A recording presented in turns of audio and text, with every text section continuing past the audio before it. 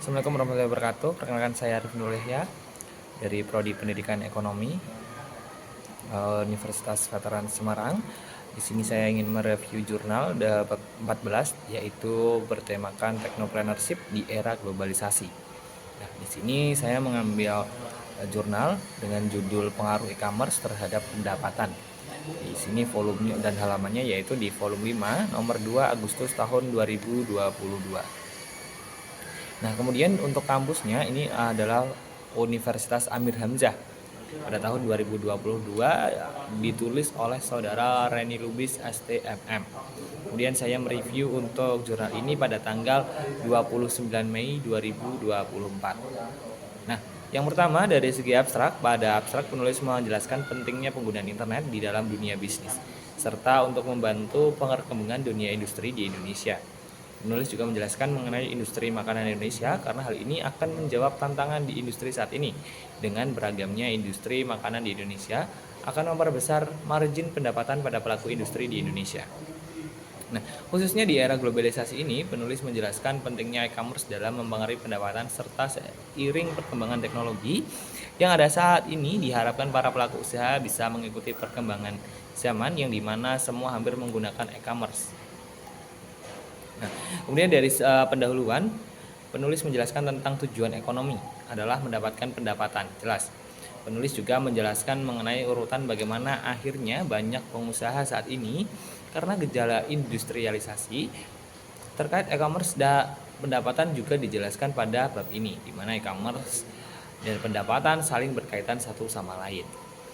Karena untuk saat ini para pelaku usaha menggunakan e-commerce untuk bisa menjual produk mereka sehingga bisa menghasilkan pendapatan. Apalagi dengan adanya e-commerce memudahkan antara konsumen dan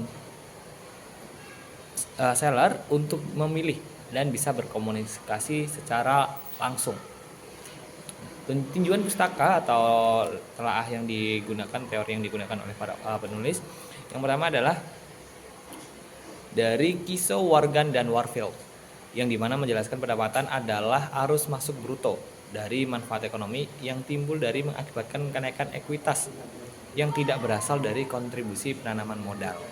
Nah, aktivitas normal entitas selama satu periode jika arus masuk tersebut. Kemudian yang kedua, menggunakan teori pernyataan standar akuntansi keuangan atau PSAK nomor 23, yang dimana pendapatan adalah arus masuk bruto dari manfaat ekonomi yang timbul dari aktivitas normal entitas selama satu periode. Kemudian metode penelitian yang digunakan yaitu metode kuantitatif atau metode penelitian yang dapat diartikan sebagai metode penelitian yang berlandaskan pada filsafat positivisme, digunakan untuk meneliti pada populasi atau sampel tertentu. Pengumpulan data menggunakan instrumen penelitian analisis data bersifat kuantitatif dengan tujuan untuk menguji hipotesis yang telah ditetapkan. Nah, kemudian untuk pembahasan yang pertama, dalam pembahasan ini penulis menjelaskan bahwa e-commerce adalah suatu mekanisme bisnis secara elektronik yang fokus pada transaksi berbasis individu dengan menggunakan internet. Kemudian menurut teori yang digunakan penulis yaitu mewujudkan ekonomi adalah kemajuan teknologi, skill, dan kepakaran tenaga. Ya, kemudian penulis juga mengatakan bahwa pemasaran merupakan ujung tombak dari sebuah perusahaan. Artinya dari sini mengatakan bahwa dari suatu perusahaan jika ingin maju yang jelas adalah dilihat dari segi pemasaran, karena pemasaran ini sebagai ujung tombak. Kemudian dari peningkatan pemasaran dan penjualan produk inilah yang nantinya akan memicu terjadinya peningkatan pendapatan yang diperoleh oleh produsen. E-commerce ini juga berdampak baik untuk kemajuan bisnis, di mana produsen dapat selalu mengembangkan produknya dan mendapat kepercayaan tersendiri oleh konsumen sehingga baik untuk kelangsungan usaha tersebut.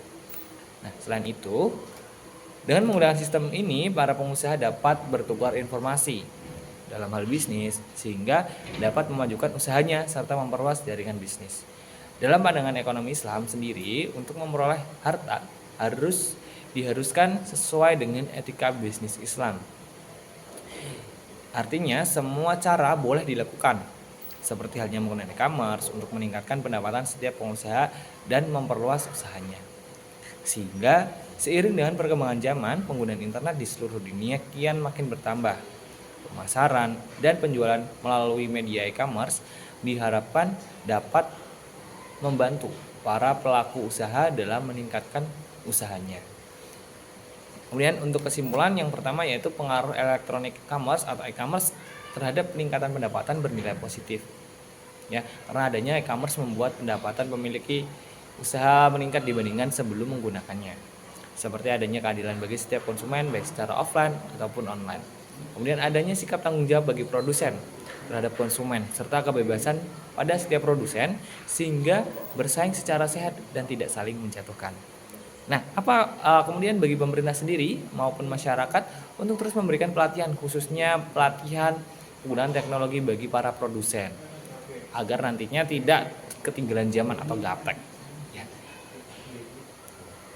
Dan dapat meningkatkan omset penjualan. Artinya apa? Diharapkan dengan adanya e-commerce ini nanti para pelaku UMKM khususnya untuk dari segi pelosok-pelosok negeri nanti bisa ikut mengembangkan melalui e-commerce ini dan bisa mencintai serta membantu mempromosikan produk hasil daerahnya sendiri.